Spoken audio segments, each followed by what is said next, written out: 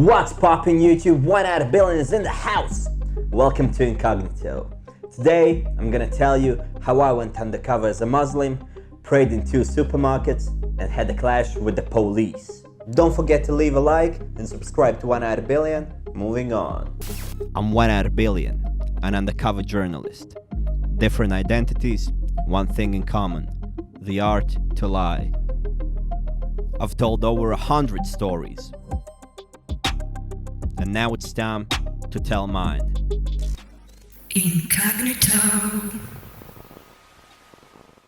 The Constitution of Latvia declares that everybody has the right to freedom of religion, which means everybody can believe in anything they want to, and everybody has a right to practice their religious rituals. For example, praying. Each year, thousands of Christians are going on their holy road to the town of Agluona. You can also see Christian movement singing and dancing on the streets of Riga almost every day. So everything must be good. But what about Muslims? Big fact! According to official information, there are only around 1,000 Muslims in Latvia. We have a mosque, but you can't tell it from the street because it looks like an office building. People here don't see many Muslims or anything related to Islam. This experiment was made during refugee crisis, which I talked to you about in my first episode. So the atmosphere was super intense. The goal of the experiment was to understand if different religions in Latvia are tolerated. Many Muslims pray at least 5 minutes 5 times a day. There is a specific time when they have to pray. The time of praying changes according to the time of sunrise. Muslims don't have to be in mosque at that particular moment. They can do it anywhere they like. A flat, a car, or a shop. The praying looks like this.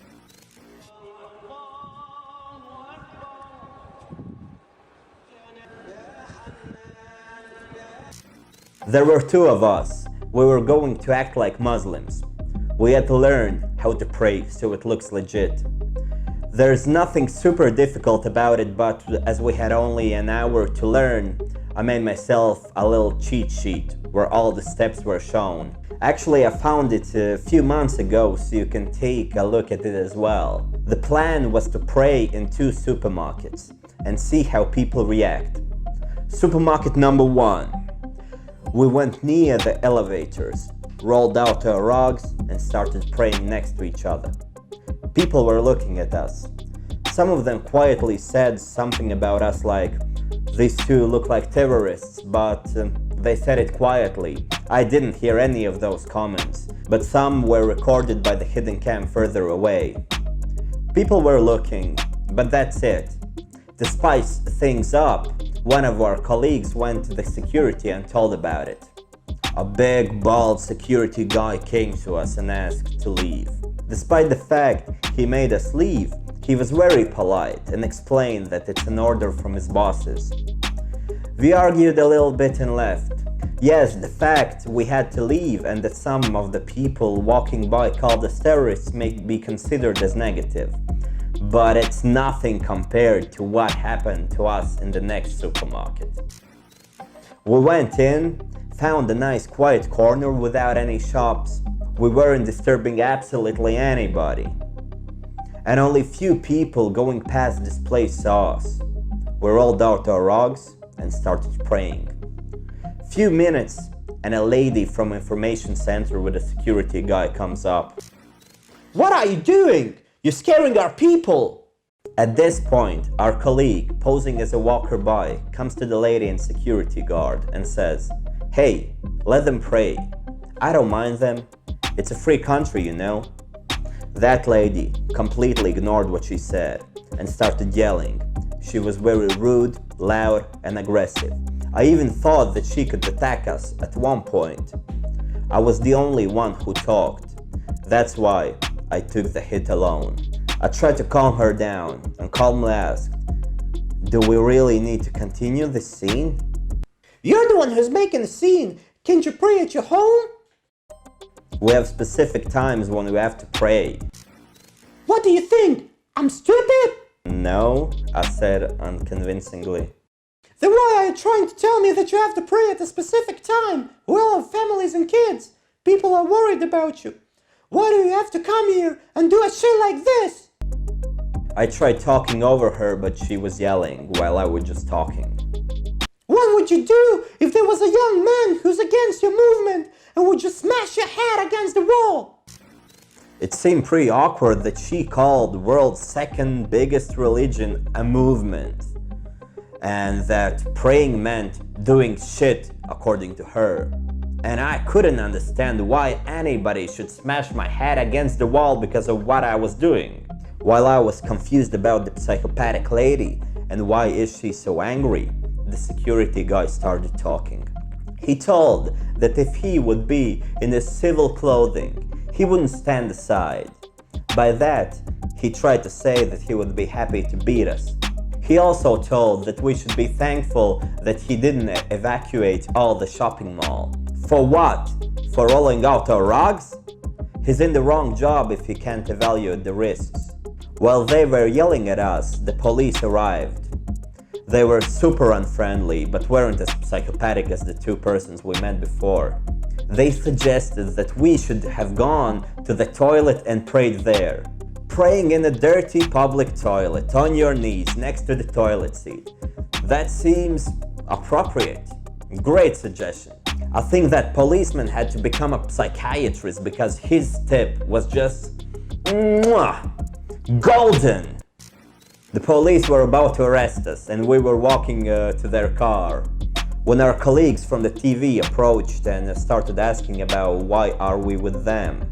The police suddenly became friendly and said, "We had a call, we are just checking if they're not criminals, blah blah blah, yada yada yada." They understood what's going on and let us go. Of course, as this situation was fake, it seemed fun to me. But I wouldn't want to be in the situation without the backup I had back then. Afterwards, I spent some time thinking about the psycho lady and the security guy. Security dude didn't talk a lot, which could have been good for him. But when he opened his mouth, he implied that he would like to beat us if he was in civil clothing. The dude apparently has some pretty bad life if he's willing to beat someone for being different. Or he's just extremely stupid and really believes that all Muslims are terrorists and he would have been a hero, you know? The lady, OMG. I'm not sure what's wrong with her. She wasn't supposed to handle the situation in the first place. She wasn't the security. She's just working at the information center, and pouring all her negativity over us was the last thing for her to do. I don't know her. Maybe on a regular day she's a victim, and in this situation she felt the power and tried to make victims out of us. Well, no luck in that case. Lady, you should talk to the police about your problems, not about two random guys with rugs. She told that she has kids. If she's the same with her kids as she was with us, well, lady, you should worry about yourself doing some serious harm to your kids before worrying about anybody else. Later, as journalists, we asked the supermarket to comment on their employee behavior. They didn't answer. Again, this was a fiction and it was a bit funny for me, but I can't imagine how offensive it would be for a real Muslim if he experienced the same thing I did. Around the time the experiment was made, Nov's project posted a story about his experience in Latvia with a turban. How he experienced racism here. I liked what he wrote in the end. Latvia was a part of the Soviet Union until 1991. With borders so recently opened, they are still learning exactly what independence means. It's no wonder that there are so much ignorance, and there are already indications that things are improving. The young, educated Latvians in particular were willing to look past my color and my turban and talk to me like a fellow human. So instead of avoiding Latvia, make an effort to visit it, whatever your race. I couldn't agree more. I hope each one of us has learned something from this story. What do you think of this episode? Leave comments below. I'm super interested in your opinion. Don't forget to leave a like, subscribe to 1 out of billion. If you're generous enough to support this channel, PayPal, cryptocurrency donations are accepted, links are in the description. I also have a Patreon page, and I would like you to become my patron. Any kind of support is appreciated. I'm 1 out of billion, and I'm a psycho who's afraid of everybody who looks different. Peace out. Incognito.